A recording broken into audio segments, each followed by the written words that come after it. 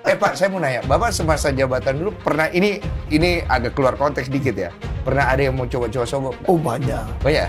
Waktu bupati yang Tunggu, lucu. udah ya? Banyak. Angka tertinggi berapa, Pak? Pernah? Bocoran. Ada yang pernah nawarin 30 M. Ada yang nawarin bikin kebun kelapa sawit. Berapa tuh kira-kira? Jadi, nilainya tuh? lu hitung aja.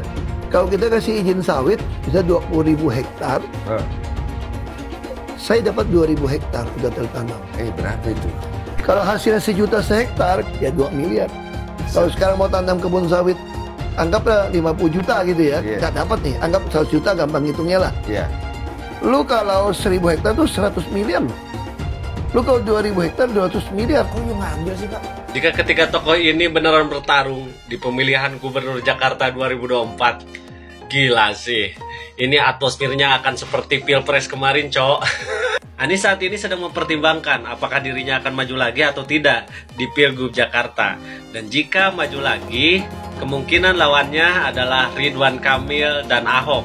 Pengamat politik menilai lawan terberat Anies saat ini adalah Ridwan Kamil. Itu pun jika RK mendapat restu dari Partai Golkar untuk maju di Pilgub Jakarta. Sementara itu untuk Ahok, pengamat sampai saat ini belum melihat apakah Ahok ini akan menjadi pesaing kuat untuk Anies Baswedan di Pilkada nanti. Karena sebelumnya di Pilgub 2017, Ahok kalah oleh Anies. Coba perhatikan, ketika tokoh ini adalah representasi dari Pilpres kemarin. Anies misal diusung oleh Koalisi Perubahan lagi, Ridwan Kamil diusung oleh Koalisi Prabowo kemarin, dan Ahok diusung oleh PDI Perjuangan. Nah, jika ini beneran terjadi, kamu pilih mana? Anies, Ridwan Kamil, atau Ahok? Tentukan pilihanmu di kolom komentar. Jangan lupa follow, like, comment, and share sebanyak mungkin. Tadinya sih ada rencana Kaesang, putra bungsu Jokowi, akan ikut bertanding di Jakarta. Tetapi sesudah disurvei, cuma dapat 1% doang. Dan akhirnya melipirlah ke Jawa Tengah karena di sana peluangnya Kaesang mungkin lebih besar. Anies jelas mengincar posisi calon presiden di 2029 dan itu hanya bisa dia lakukan ketika dia menjadi gubernur Jakarta. Dan itulah kenapa Anies Baswedan berani turun pangkat dari calon presiden menjadi calon gubernur meski disoraki oleh banyak orang. Di mana dia nanti akan menari di panggung besar untuk tetap mempertahankan popularitasnya. Bahkan kalau perlu menaikkan namanya supaya lebih terkenal. Lawan Anies dalam akrobat politik itu cuman Ahok. Dua mantan lawan di Pilgub DKI 2017 ini tetap menjadi magnet yang kuat di dalam survei siapa yang layak untuk memimpin Jakarta. Anies sementara ini didukung oleh 3 partai untuk maju menjadi calon gubernur di Jakarta, yaitu PKS, PKB, dan Nasdem. Sedangkan Ahok yang berasal dari PDI Perjuangan, kalaupun dia akhirnya maju, partainya harus berkoalisi dengan partai lain. Karena suara PDI Perjuangan yang turun atau anjlok di Jakarta itu nggak cukup sendirian untuk mengusung calon gubernur. Profil pemilih Pak Anies dan Pak Ahok ini serupa karena sama-sama militan, sama-sama merekam, punya kolektif, memori kolektif bahwa Anda berdua adalah gubernur yang berkinerja baik gitu. Dan masing-masing yang juga tidak mau memilih sama, hampir sama besarnya, 17% dan bedanya cuma di 0,8%. Yang memilih pasti memilih Pak Anies, udah pasti nggak mau memilih Pak Ahok. Yang mau memilih Pak Ahok udah pasti nggak memilih Pak Anies. Jadi kalau rematch ini terjadi Pak Ahok nggak khawatir akan pembelahan seperti dulu? Nggak kasihan sama Jakarta? Bukan. Dulu juga pembelahan penyebabnya siapa? Kan balik lagi kan. Ini kan bukan soal persoalan karena takut ini kita lari. Kita nih harus kasih edukasi kepada masyarakat. Nggak akan ada terjadi pembelahan kok. Anies tidak pernah menggunakan politik identitas. Itu fakta. Jadi yang menggunakan politik identitas yang pertama kali itu adalah Ahok. Nggak boleh silakan buka. Maksudnya gini, saya ini minoritas 3 kali. Kan disebutkan Ahok itu kan. Saya Cina, saya Kristen, saya orang dari Sumatera, minoritas 3 kali. Jadi yang mengangkat isu-isu identitas ini justru Ahok. Jadi sebenarnya yang harus kita teliti kalau secara faktual, Kenapa Ahok mengangkat isu politik identitas? Dia ingin mengkapitalisasi keminoritasan itu supaya memunculkan sentimentasi positif terhadap dirinya. Dan dia playing victim terus. Yang nggak bisa dia kontrol kata-katanya, yang membuat dia terpleset dalam permainan itu. Dan itu terbukti, dia selalu mengglorifikasi, mendengungkan bahwa dia minoritas. Itu selalu ada itu. Yang itu sebenarnya nggak ada. Politik identitas itu sudah ada sebelum Anies ikut kontestasi jadi calon gubernur. Waktu Anies masih menteri sudah ada itu. Saya Muslim, saya pilih Ahok gitu. Sudah ada. Ini politik identitas. Mas Anies itu kan ada masanya sering banget dipanggil KPK. Ya kan? Ada masanya. Oh ya. Ada masanya. Mas Anies ini lagi pengen dirusak, pengen dihalang langkah caturnya lah kasarnya. Dicari ini niat jahatnya Mas Anies dalam kebijakan-kebijakan dan keputusan-keputusan yang diambil. Kok Ahok tidak melihat istana berupaya menjegal pencalonan Anies Baswedan? Itu Ya saya kira nggak perlu jegal lah. Pak Jokowi kan juga pakai hitungan, dia pakai survei semua. kalau poin keduanya berupaya menaikkan Kaisang Pangarep. Saya kira kalau survei di Kaisang lebih bagus di Jawa Tengah, isu terbaru jangan taruh di Jawa Tengah. Orang politik kan ngitung ya mereka ya. Kan apa Pak Jokowi kan ngitung survei gitu. Saya kira Jadi wajar kalau bukan kemudian wajar, saya kira belum tentu tujuan seperti itulah gitu loh. Kenapa? Karena pilkada ini langsung dan serentak. Ya. Tidak mudah lagi mengirim orang kayak zaman saya tuh ada tamasya ini datang dari luar. Beda. Ini kan serentak. Poin bahwa putra bungsunya juga akan maju, apakah dimajukan atau maju ke dalam Saya nggak tahu ya. kontestasi? Saya kira Menurut Anda itu masing-masing keluarga punya persepsi, punya berpikir yang berbeda, ya kan? Anda memaklumi itu, Pak? Ya secara teman ya saya, secara manusia ya bisa saja kan, secara manusiawi ya. Itu kan the human nature, ya dong. Nah kalau bilang secara human nature apa? Human nature kan pengennya orangnya semua dong. Pengennya keluarga nomor satu. Ya, itu kalau di perusahaan keluarga. As a human nature. Biarlah Jakarta berantakan. Yang penting saya tidak masuk neraka. Teman saya bicara begini dalam konteks kemungkinan Anies Baswedan maju kembali menjadi calon gubernur. Kalau Anies maju, dia akan menang. Dengan syarat kubu Anies kembali gunakan politik identitas. Mereka tahu dan sadar akan keunggulan Ahok. Tapi mereka kepalang terpapar dengan ceramah-ceramah para pemuka agama mereka yang bilang haram bagi umat Islam memilih Ahok. Mereka percaya bahwa sesuai arahan para ustaz, mereka tidak boleh memilih Ahok atas dasar alasan agama. Tapi yang jelas dalam Al-Quran memang ada larangan itu. Dan para ustadz itu menganggap ya karena sudah tercantum dalam Al-Quran, wajib dilakukan. Seperti dalam kasus Anies dan Ahok tadi, walaupun fatwa itu tidak rasional, tetap saja dipercaya. Mereka akan menutup mata dan telinga terhadap rangkaian kesalahan, kelemahan, kelicikan Anies. Apakah Ahok bisa ikut nyagup lagi? Tentu kita paham ya kenapa ada pertanyaan ini ya.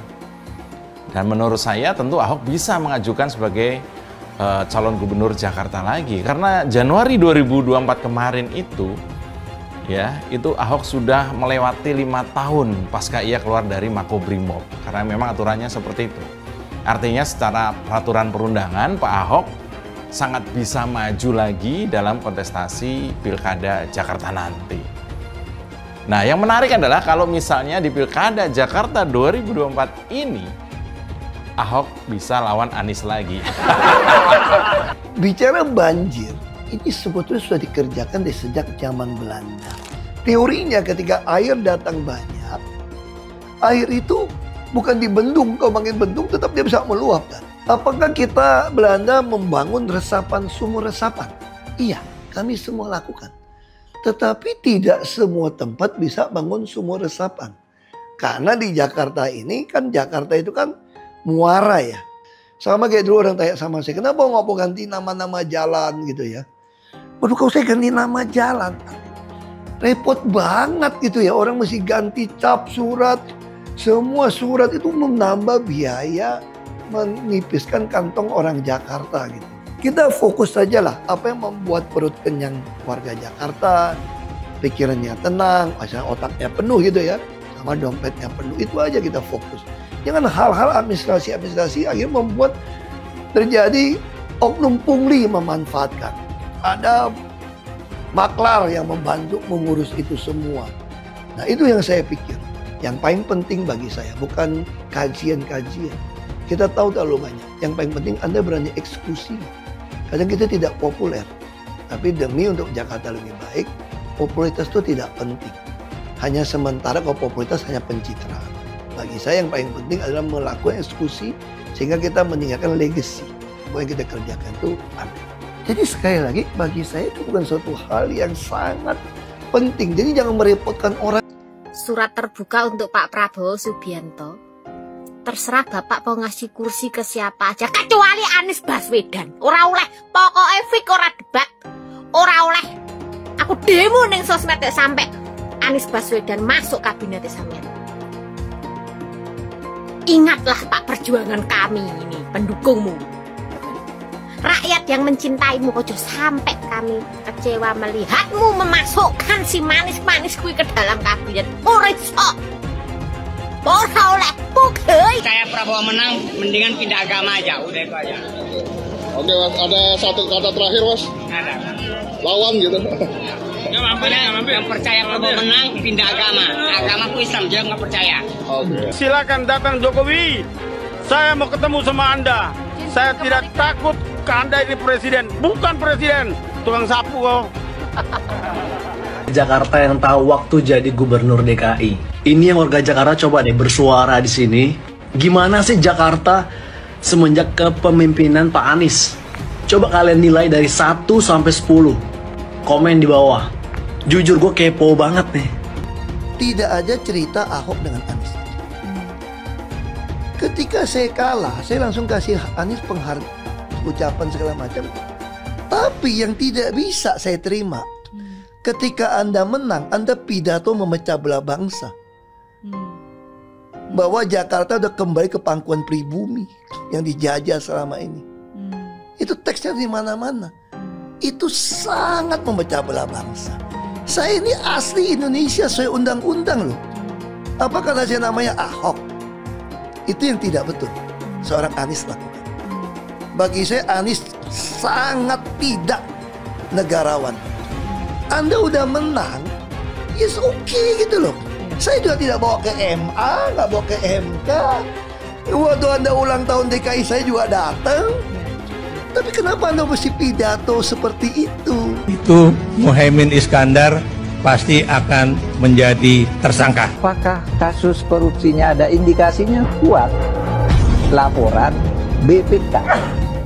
Laporan BPK itu menyimpulkan Formula E tidak boleh dibiayai oleh APBN maupun APBD.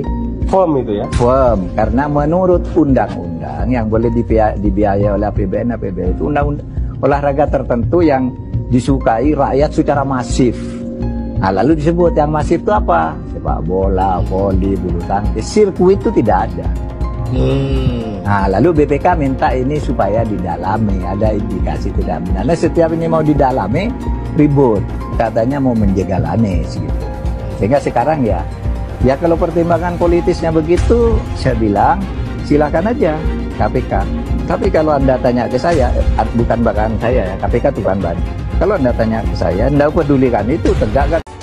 Yang tersangka setelah Pilpres ini namanya Anies Baswedan. Ketika ada pelanggaran etika dan Bapak tetap jalan terus dengan cawapres yang melanggar etika, artinya ada kompromi atas standar etika. Standar etika ini fakta. Ini fakta. Dan kemudian dalam pidato Bapak mengolok-olok tentang pentingnya etika. Saya tidak tega untuk mengulanginya. Pertanyaannya, apa penjelasan Pak Prabowo soal itu semua? Saya menilai, maaf ya, karena Anda desak saya terus terang aja saya menilai Anda tidak pantas bicara soal etik. Itu saja. Saya merasa bahwa Anda itu posturing ya, Anda tuh menyesatkan.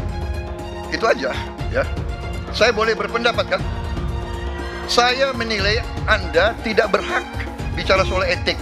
Karena Anda memberi contoh yang tidak baik soal etik. Terima kasih. Pak Prabowo, itu sebelumnya Pak Prabowo sudah menyumbangkan 400 miliar untuk pencalonan Pak Anies sebagai gubernur. Nah itu kalau kita bicara etik di mananya? Dan kalau Mbak bilang Pak Prabowo hanya mengejar kekuasaan, saya tanya, sekarang Pak Anies memangnya maju jadi capres itu mengejar apa? Saya tanya, apakah nggak mengejar kekuasaan sebagai calon presiden? Mas Anies. Mas Anies, masa sih angin kok sampai nggak punya KTP lo ya? Angin keluar, angin masuk, angin keluar, masuk angin dodo ya, angin puting beliung, wes angin-anginan itu kok semua bisanya nggak punya KTP itu lo ya? Angin dari Jakarta ke Lampung ke Sumatera ke Jawa itu ya, kok bisanya liar begitu? Sama seperti air hujan ya, air hujan itu yang banjir itu bukan banjir ya, itu air parkir ya, air yang parkir Mas Anies. Mau punya pemimpin yang seperti itu ya, mau punya pemimpin yang seperti itu, dikiranya rakyat ini bodoh semua kali ya. Air hujan jatuh ke bumi, nggak boleh masuk gorong-gorong. Yang banjir itu bukan banjir, itu parkir. Mas Anies. Mas Anies pernah jadi gubernur 5 tahun di DKI. DKI menerima indeks polusi tertinggi di dunia. Bagaimana dengan anggaran 80T, Pak Anies sebagai gubernur tidak dapat berbuat sesuatu yang berarti untuk mengurangi polusi. Terima kasih. Polusi udara tak punya KTP, angin tak ada KTP-nya. Angin itu bergerak dari sana sini. Ketika polutan yang muncul dari pembangkit listrik tenaga uap mengalir ke Jakarta, maka Jakarta punya indikator, karena itu Jakarta mengatakan ada polusi udara. Ya susah kalau kita menyalahkan angin dari mana saja ya. Kalau kita dengan gampang menyalahkan angin, hujan dan sebagainya, ya mungkin tidak perlu ada pemerintahan kalau begitu ya. Apa yang bisa diharapkan dari Anies? Nggak ada. Jakarta amburadul, mimpin Jakarta aja amburadul, apalagi mimpin Indonesia. Anies itu perbual. Kayak mana apa karena perbual itu? Pembohong. Pembohong itu Anies itu. Gak usah dengar itu. Nggak layak jadi pemimpin. Apalagi jadi presiden. Di Jakarta aja kamu tengok itu amburadul. Di Jakarta tingkat kemiskinan tinggi. Pembangunan apa yang bisa dibangun Jakarta? Satu puskesmas pun bangunnya nggak ada. Masjid aja nggak ada dibangun. Mau ibadah. Di mana-mana kelebihan bayar. Apa yang bisa dibangun Anies? Satu aja nggak ada. Satu saja tunjukkan apa yang bikin Anies dibangun di Jakarta. Anies, siapa belakangnya? Oligarki, satu. HTI, FPI. Masa Indonesia bukan cari orang Yaman. Indonesia cari nyaman. Lawang jadi gubernur aja 5 tahun kamu nggak ngerti masalah Jakarta. Apa yang kamu lakukan dengan Jakarta? Nggak ada, Nis, nggak ada. Masalah Jakarta segitu banyak tak satu pun yang selesai. Yang ada malah kerusakan bertambah. Saya mensyukuri kenapa kalah, kenapa ditahan. Saya bersyukur atas itu semua. Saya coba bayangkan ya, kalau seandainya waktu itu kita menang gitu ya, hari ini belum tentu kita bisa nikmati seperti ini. Kita bersyukur 5 tahun Tuhan izinkan kasih ke orang yang pintar ngomong untuk kerja. Coba kalau kita bayangkan gitu ya, kalau kemarin saya masih jadi gubernur, ini saya udah turun ini. Tapi yang pintar ngomong itu dikira orang hebat kan? Ini lebih berbahaya tahun 2024, langsung ketahuan karakternya. Langsung ketahuan itu. Di saya juga ada kutipan Pak di kamar saya Pak. Tulisannya, Jakarta telah mengambil keputusan yang fatal. Jangan sampai bapak politik identitas justru menang dengan cara menipu umat Kristen. Jadi kalau sekarang umat Kristen mendukung Anies, mereka akan membayar mahal kerelaannya untuk menukar iman hanya untuk kepentingan sesaat. Kita tahu Anies lahir dari apa? Politik identitas. Yang dia dulu melabeli kafir semuanya kepada yang non-muslim. Saya mintalah kepada muslim yang waras dan kepada kelompok minoritas. Janganlah Anda memilih pemimpin yang berkarakter seperti Anies. Gen Z juga tahu kalau Anies adalah sosok yang didukung kelompok intoleran yang membuat Pilgub DKI 2017 menjadi sangat kotor. Politik identitas yang mengarah ke perpecahan seperti yang dikeluarkan pendukungnya Anies, yaitu Kadrun bin Kamret. Kafir lah, laknat lah, PKI lah, ya cuman itu doang kemampuannya. Itulah pendukung Anies. Jangan pernah takut melawan kadrun yang cuma pengen Indonesia hancur. Bapak politik identitas Indonesia Anies Baswedan, Bapak intoleransi Indonesia Anies Baswedan. Jangan lupakan, jangan terlena, jangan sampai dia pecahkan kita dengan dagangan ayat dan mayatnya. Air itu turun dari langit, turunnya ke atap rumah langsung sumur bor, bukan ke sungai dan ke laut. DKI yang kita harapkan, Anies Baswedan yang begitu jelas Islamnya, 4 tahun 8 bulan jadi gubernur. Mana peraturan pergub saja yang melarang migrasi? Mana perda Islam apalagi yang akhirnya tidak berani juga menegakkan hukum. Banjir tetap banjir, macet tetap macet, kriminalitas Jakarta. Anda tahu, 2 menit sekali terjadi pencurian. Sekarang orang sedang euforia, dia mau dicapreskan. Bagaimana umat terjebak lagi, bodoh lagi, masuk lagi. Kalau misalnya memang Anies itu mau maju dan dia tekad mau menegakkan hukum Islam dan menyatakan perlawanan, saya pendukung. Tapi dia tidak lakukan itu. Dulu janjinya apa ya? Dan ini aneh, betul-betul aneh. Ini bukan kampanye, tapi saya sampaikan sini. Di satu sisi menyiapkan jalur-jalur air untuk dikirim ke laut, di sisi lain di lautnya dipasang dengan pulau reklamasi. Tinggal tunggu waktu jadi rob, air balik. Dan ini melawan sunatullah. Kenapa? Air itu turun dari langit ke bumi, bukan ke laut. Harusnya dimasukkan ke dalam bumi, masukkan tanah. Di seluruh dunia air jatuh itu dimasukkan ke tanah, bukan dialirkan pakai gorong-gorong raksasa ke laut. Jakarta telah mengambil keputusan yang fatal. Bukan banjir, itu memang parkir air. Bukan banjir, itu memang parkir air. Masyarakat berkeliling dengan membawa toa untuk memberitahu semuanya, termasuk sirine. DKI Bond 82 miliar. Apa alat transportasi yang dimiliki oleh hampir setiap orang? Alat transportasi yang dimiliki semua orang adalah kaki. Kalau seandainya orang Jakarta percaya Pak Anies jadi gubernur pun, saya berani jamin kok dia akan lakukan normalisasi yang sama seperti saya lakukan kok. Nggak usah bohong lah. Ketika air sampai di muara, maka siap untuk dipompa ke laut. Pancasila Soekarno, ketuhanan ada di pantai.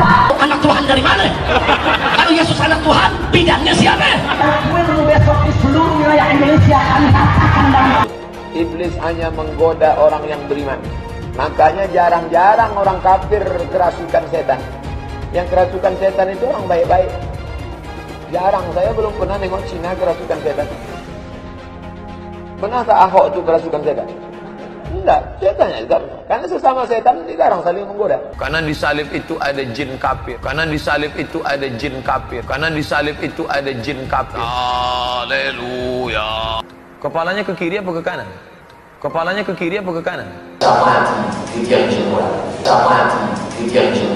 Tetap percaya salib itu lambang mulia, bukan jin. Kok ketawa? Aku nggak nyindir siapa-siapa loh. Saya nggak pernah mundur untuk kebenaran, keadilan, kejujuran, dan peri kemanusiaan. Gue nggak pernah mundur. Dan gue nggak pernah takut juga sama lu. Siapapun yang rasis, gue akan hadapin. Karena rasis itu tidak berperi kemanusiaan. Sama saya ditanya dulu kan, kamu nyesel nggak statement kamu di Pulau Seribu sehingga masih masuk penjara? Tidak pernah nyesel, karena saya mengatakan kebenaran. Hai teman-teman, tahun ini adalah tahun yang bagus untuk trading di market kripto, terutama Bitcoin dan kripto lainnya. Teman-teman bisa gunakan kesempatan ini untuk mencari cuan dengan trading di market kripto. Untuk trading, teman-teman cukup registrasi dengan menggunakan link di kolom deskripsi, lalu deposit. Tentukan apa yang ingin kalian tradingkan, lalu tekan tombol buy. Sesimpel itu. Untuk minimal deposit, cuma Rp400.000 saja. Kita tidak dikenakan fee sama sekali. Saat ini lagi ada promo spesial. Welcome bonus buat kamu yang register dan deposit. Teman-teman akan dapatkan 100% dari jumlah deposit pertama. Contohnya teman-teman deposit 1 juta, maka akan menjadi 2 juta. karena welcome bonus 100% dari jumlah depositnya. Jika ada pertanyaan, teman-teman bisa hubungi WhatsApp di kolom deskripsi. Saya juga mau mengajak teman-teman untuk bergabung di komunitas trading yang ada di kolom deskripsi. Di sana saya akan memberikan sinyal trading yang bisa teman-teman ikuti. Seperti biasa, kalau kamu suka dengan video ini, jangan lupa komen, klik like, dan subscribe. Hai semua, dengan saya Jonas Leong. Terima kasih banyak buat kalian, penonton setia yang selalu menonton di channel ini. Saya secara personal sangat menghargai waktu kalian. Dan saya sudah menganggap kalian sebagai family karena kalian selalu support di channel ini. Bagi kalian yang selalu menuliskan opini kalian di kolom komen, saya baca komen kalian satu persatu. Saya baca komen kalian untuk mengetahui opini kalian, tanggapan kalian, dan masukan kalian sangat berguna untuk video selanjutnya. Terima kasih banyak buat kalian yang selalu menekan tombol like di awal video. Video seperti ini membutuhkan waktu dan juga research. Dan ini semua gratis untuk kalian.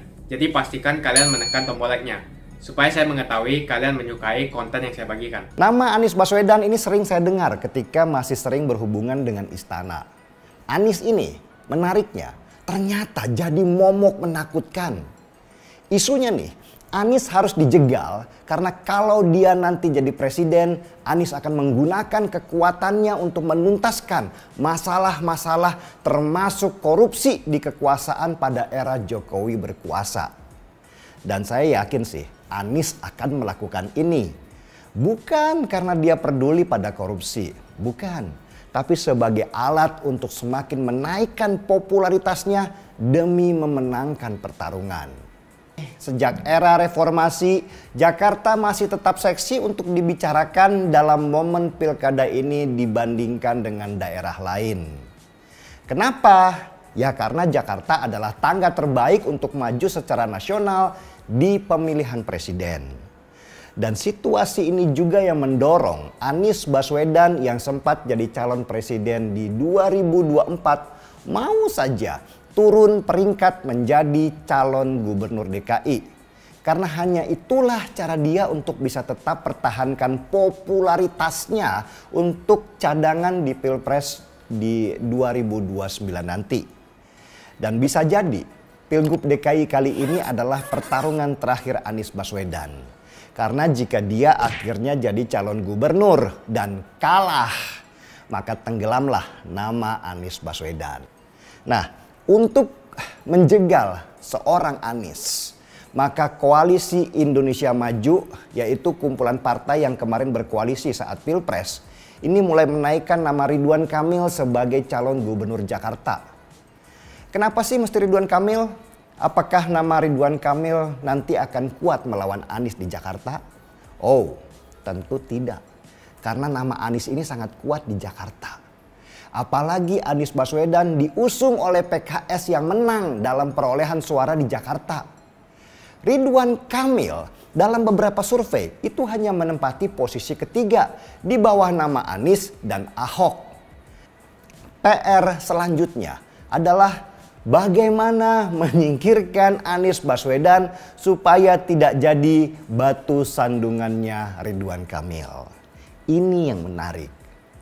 Menurut beberapa kabar, Koalisi Indonesia Maju akan mengumpulkan hampir seluruh partai di Jakarta untuk bersama-sama mengusung Ridwan Kamil sebagai calon gubernur dan mematikan langkah Anies Baswedan untuk diusung PKS. Ridwan Kamil juga kabarnya ditolak oleh komunitas sepak bola Jakarta atau Persija karena dia adalah salah satu dedengkotnya Persib Bandung. Majunya Ridwan Kamil di Jakarta adalah hasil konsensus antara Partai Gerindra dan Golkar. Gerindra ingin memajukan Deddy Mulyadi, mantan Bupati Purwakarta di Jawa Barat. Dan itu berarti Ridwan Kamil harus menyingkir dari sana. Karena itulah Golkar punya syarat.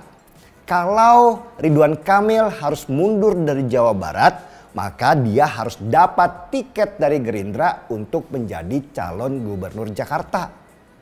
Gerindra pun setuju dan Ridwan Kamil pun mendapatkan tiket untuk bertarung di Jakarta.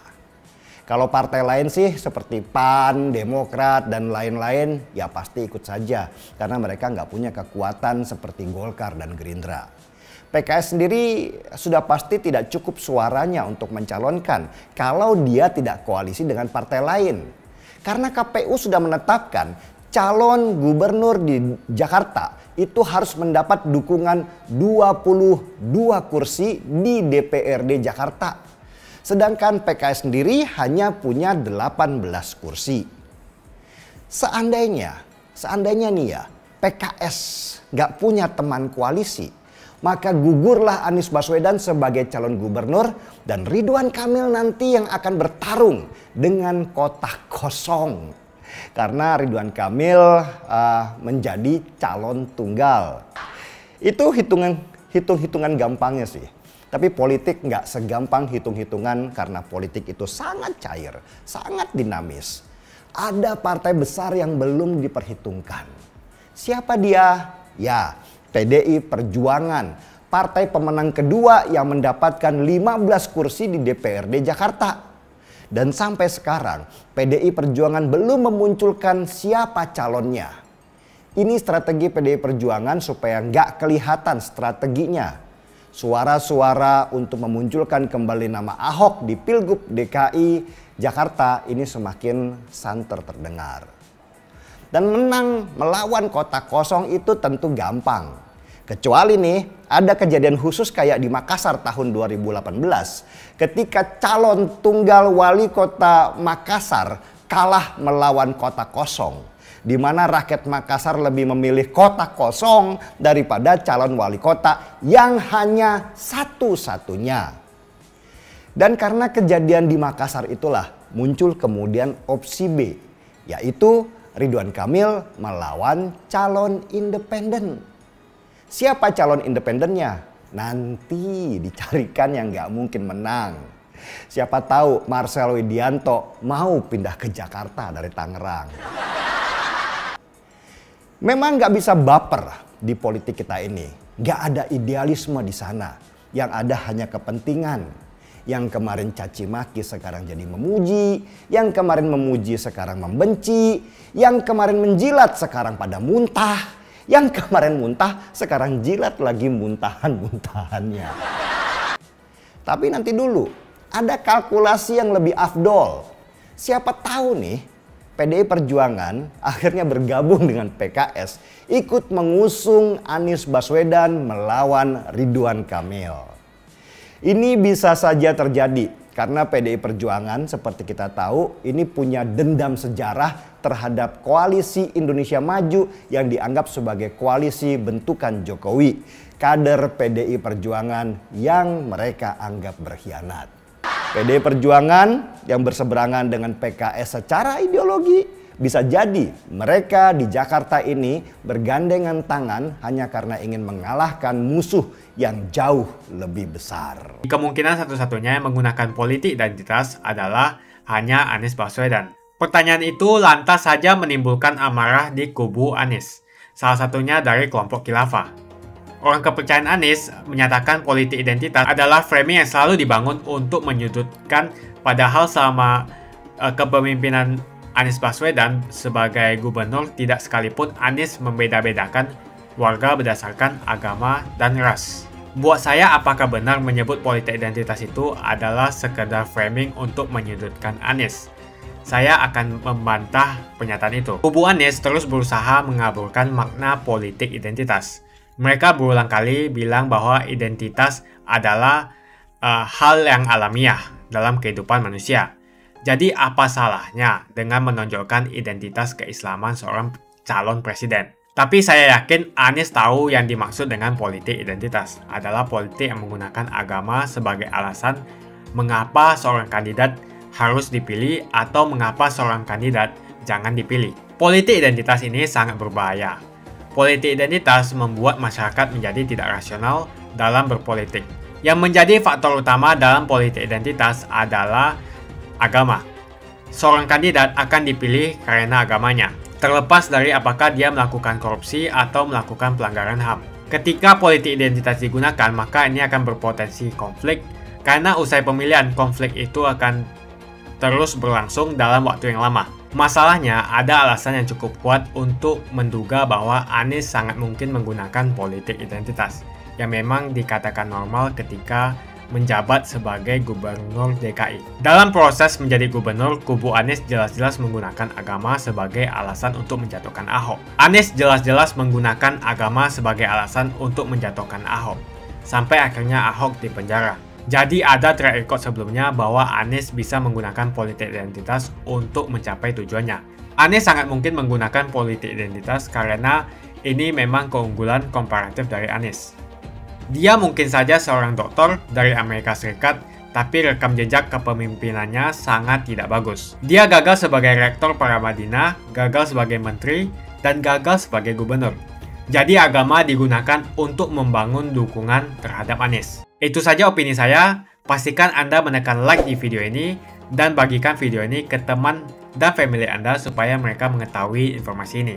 Jangan lupa tekan tombol subscribe dan bunyikan tombol loncengnya supaya kamu tidak ketinggalan info dari channel Johannes Leong.